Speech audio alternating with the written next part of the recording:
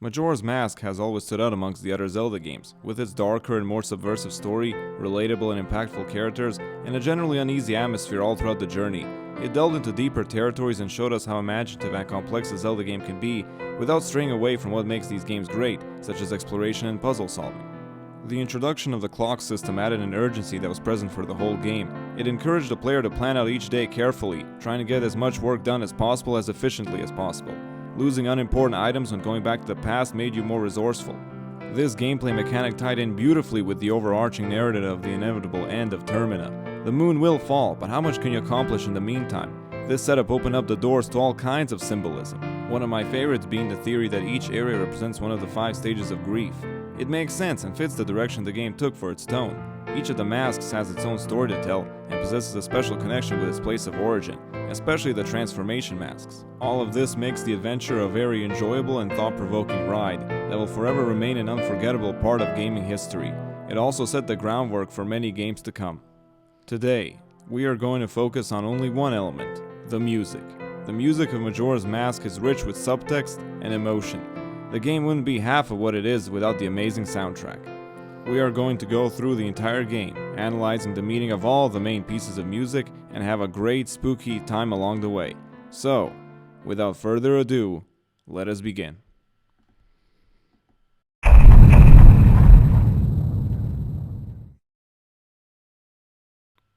The game opens up with a brief recap of the events of Ocarina of Time and how Link is searching for his lost companion Navi. Why he would ever want her back is beyond me. After that, we get introduced to 2 fairies, Tattle and Tail, and their friend, Skull Kid.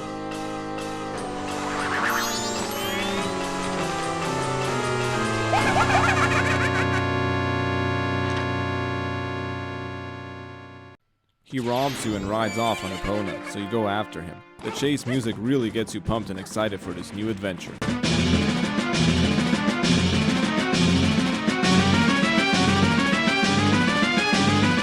This all changes once you fall down a hole, go through a psychedelic series of masks, and enter this new parallel world. You confront Skull Kid, now under the mask's influence, and we get to hear the main antagonist's theme. This haunting track gives us some insight into his personality. He is a crazed and unpredictable villain capable of many vile deeds, as we'll see later on. The slow and twisted instrumentation reflects his mind. The sudden rough parts are his actions. He is a threat, and his track will linger on in your head for the duration of the game, just like his influence on this world.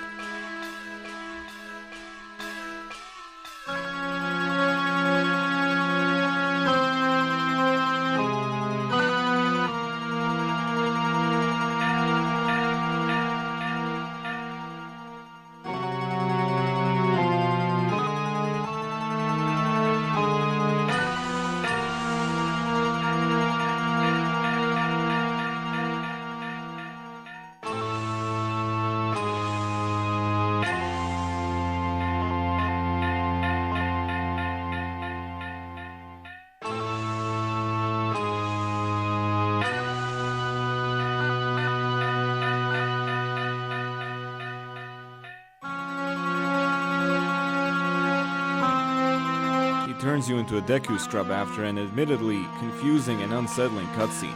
You join forces with Tattle and continue to pursue him. You are left in silence, hoping to figure out what exactly is going on.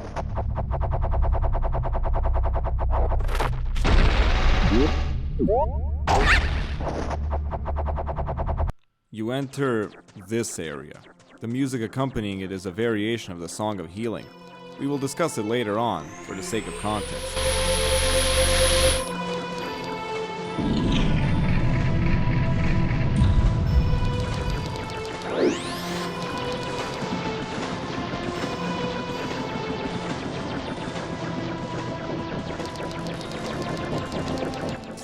As you are about to finally reach the outside, you are suddenly stopped by this guy, the Happy Mask Salesman. The minor character from the previous game plays a pivotal role this time around. His theme is a faster, more upbeat rendition of the Song of Healing. He explains that Skull Kid stole Majora's Mask from him, and that he can turn you back to normal if you bring back the precious thing that was stolen from you. He asks for his mask back in exchange, and you only have 3 days to accomplish this. Your mission is clear, and the game truly starts.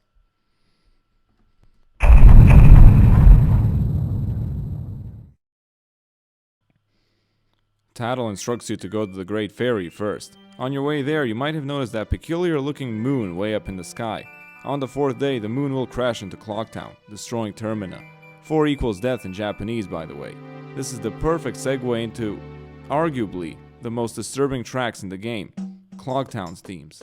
The first day is mostly a nice, jolly tune, free of any tension.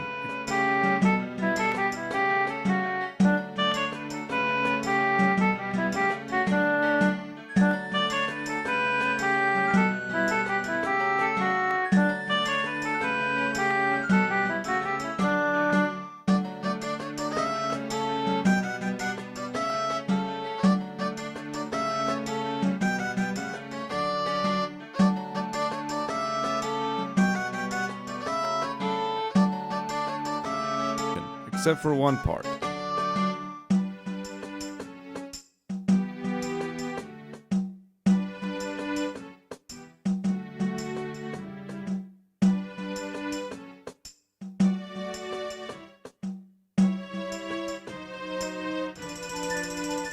Taking this part into account, we realize that the carefree nature of the inhabitants might not be so sincere. The second day is when things start kicking in. It's faster, more urgent, and you can just feel that this isn't going to end well. Danger is literally hovering above us.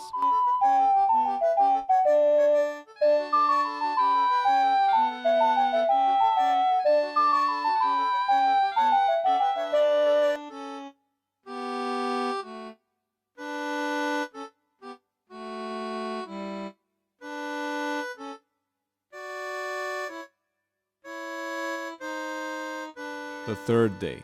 You can hear dissonance in the composition. It is moving rapidly. It reflects the mental state of the townsfolk. They know that doom is fast approaching and that there's probably no way out.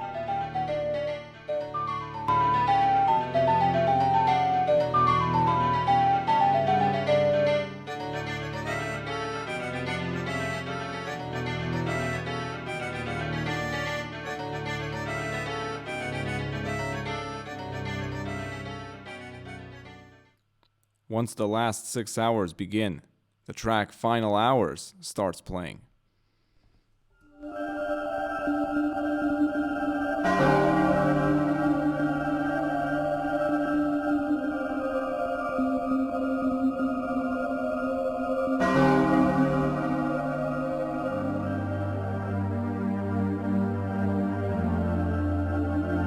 The track invokes a feeling of hopelessness.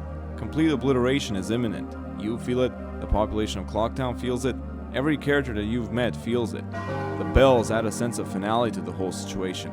Listening carefully to the song, it is almost like you can hear the farewells, the sorrows, the depression. The end is nigh.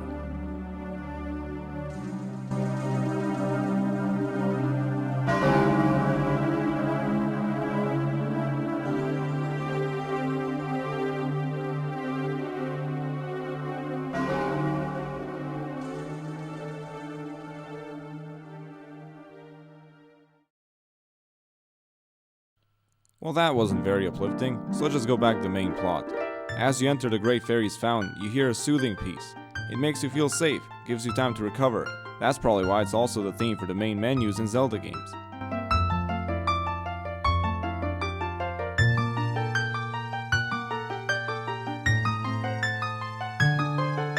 The Great Fairy herself, on the other hand, doesn't represent this song in the slightest.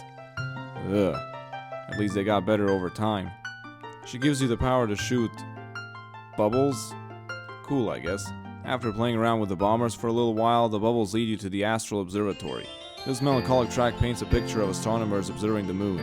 They know deep inside there's no stopping it.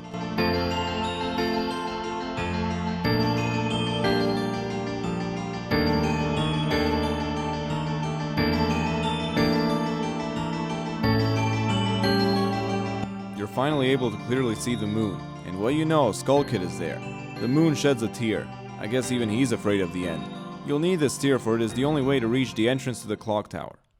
Once the final 6 hours commence, the festival starts, opening up the clock tower and allowing you to confront Skull Kid. Tale mentions the 4 locations outside of Clocktown, and the 4. Skull Kid gets angry and proceeds to do this.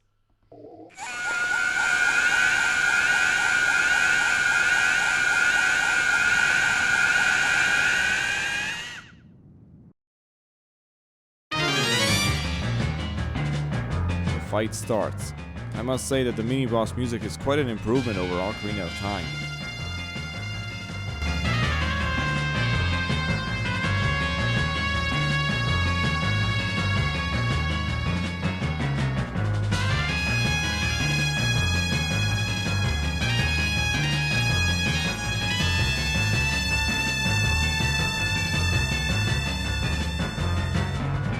You shoot a bubble at him, making him drop the ocarina. Upon picking it up, we're given a flashback of Zelda gifting Link with the Ocarina of Time before his journey started.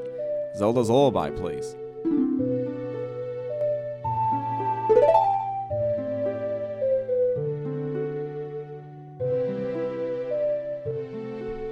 Even though it didn't originate in this game, I will still mention it because it does create a striking contrast between the flashback and the rest of the game. It takes you back to simpler times.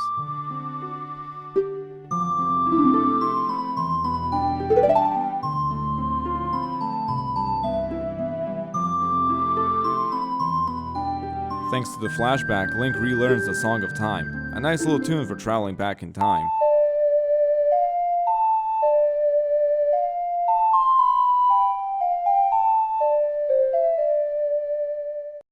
So yeah, the ocarina manifests as Deku pipes while in Deku form, and we use them to go back to the first day.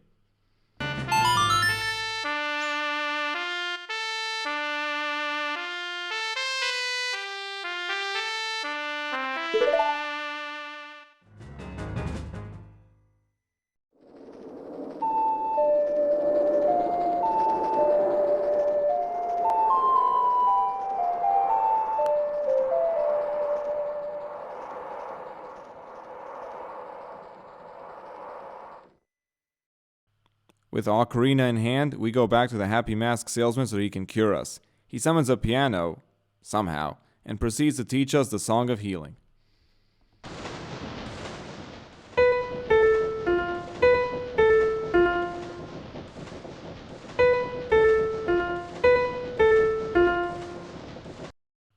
The Song of Healing is considered by many to be the main theme of this entire game, and I can see why.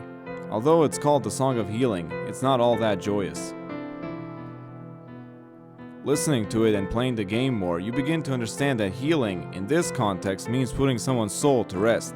The melody makes you imagine souls crossing into the afterlife. While natural, this is ultimately a sad thought. The song represents the end of one's physical existence, from the corporeal into the ethereal.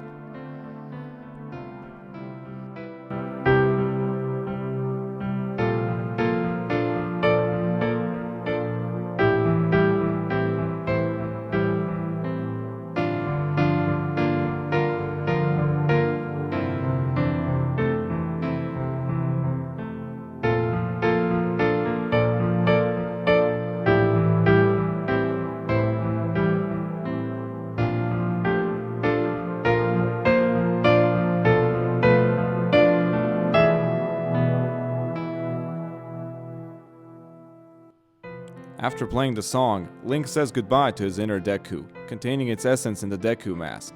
The question is, was the Deku form evil magic or a troubled spirit? I guess we'll find out later. The Happy Mask salesman asks for his mask back, proceeding to freak out once he realizes that we failed. He explains that the ancients used it in hexing rituals. They eventually locked it away because it had the potential to unleash unbelievable chaos. In short, we better get it back. Tattle mentions the 4 locations that Tail had told us about.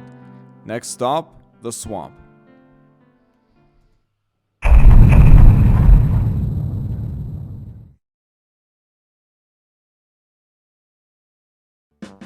As we exit Clocktown, we hear the theme for Termina Field, which is also the theme song of the whole series. What can I say? It's a song that defines the phrase, epic adventure.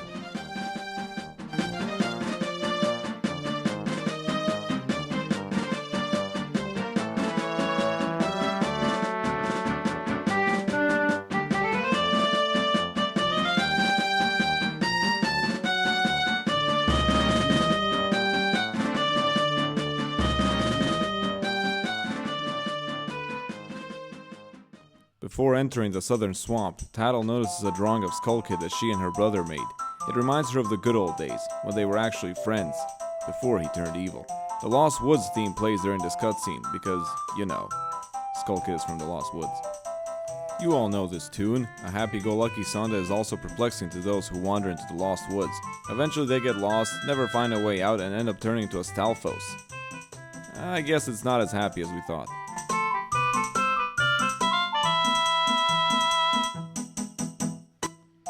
Now, enter the Southern Swamp.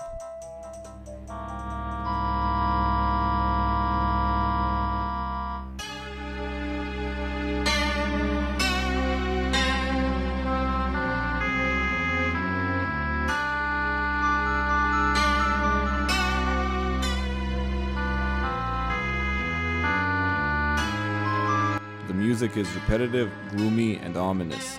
The water is now poisonous and the plant life is withering away. This is Majora's influence on this land.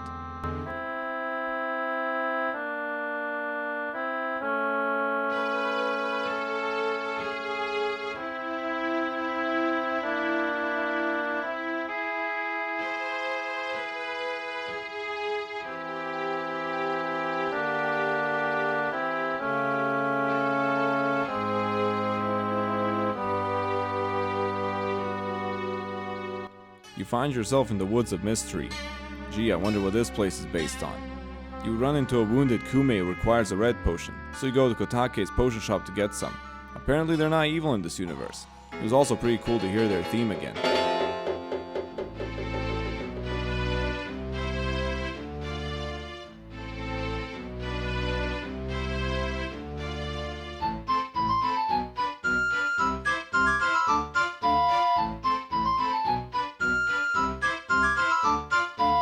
You help Kume and she grants you access to her boat ride, so you can cross the poisonous water.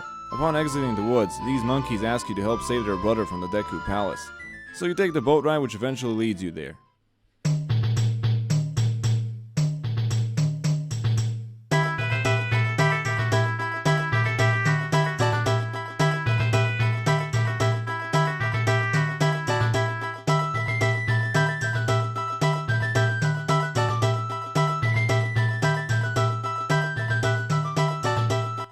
This track is one of my personal favorites. You can hear Deku leaves rustling. The situation is hectic. The Deku King wants to punish an innocent monkey because he thinks he's the one who kidnapped the princess.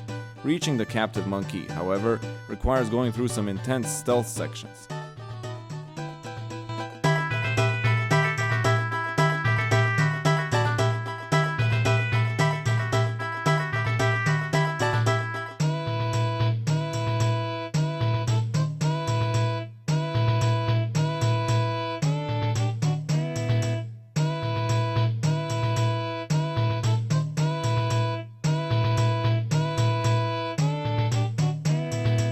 The monkey explains that a monster from the Woodfall Temple is the culprit, and teaches you the Sonata of Awakening so that you can access it. It's a nice way to start your morning.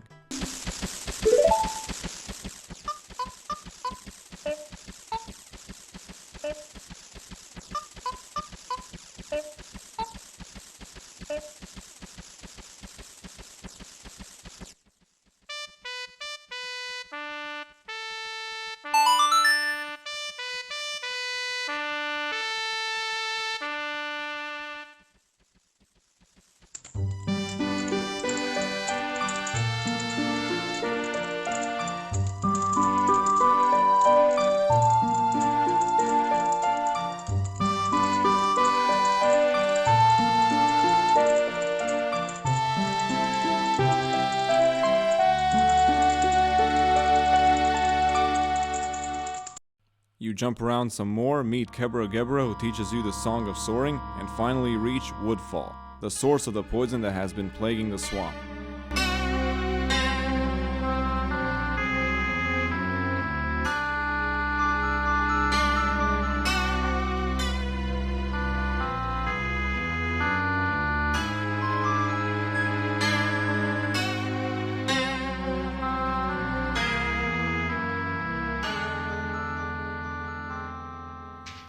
Here we enter the first temple.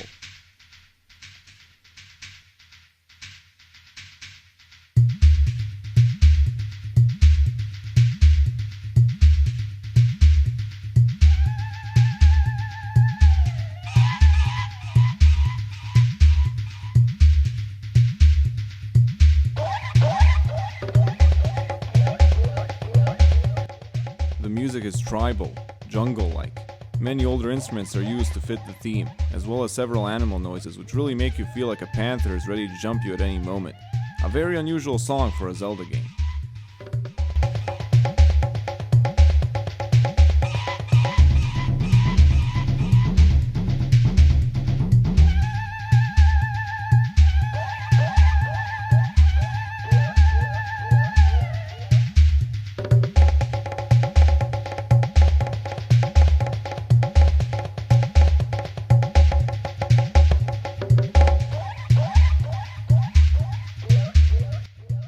After going through the regular dungeon fare and acquiring the hero's bow, you reach the boss, Odolva. He is like this weird tribesman dude. The boss music is pretty cool.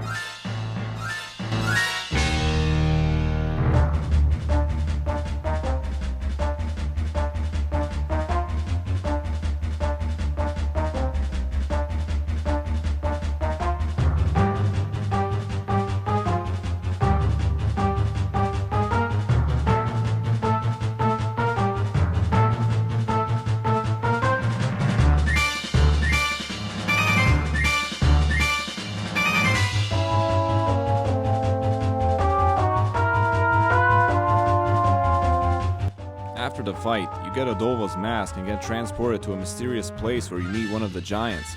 The giants used to be friends with Skull Kid. He teaches you the Oath to Order.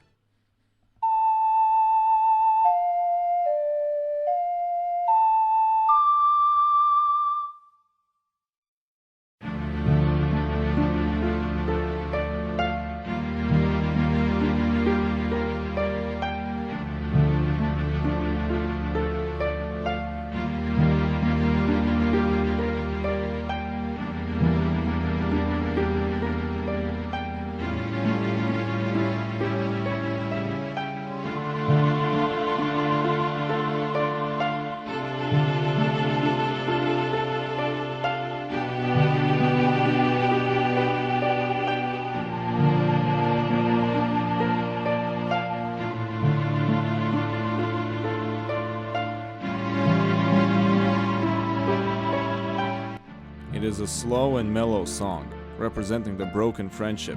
It describes times long past.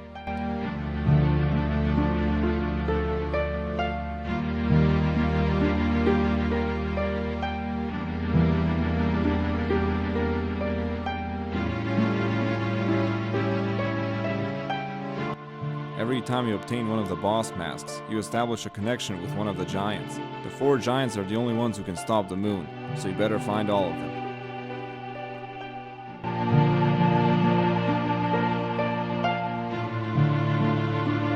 You locate the princess, put her in a bottle, and take her to the king, clearing the misunderstanding. You are now able to meet the butler, who is actually, spoiler alert, the father of the Deku Scrub whose essence was taken by Skull Kid and used to curse Link. A very sad reveal. Anyway, moving on.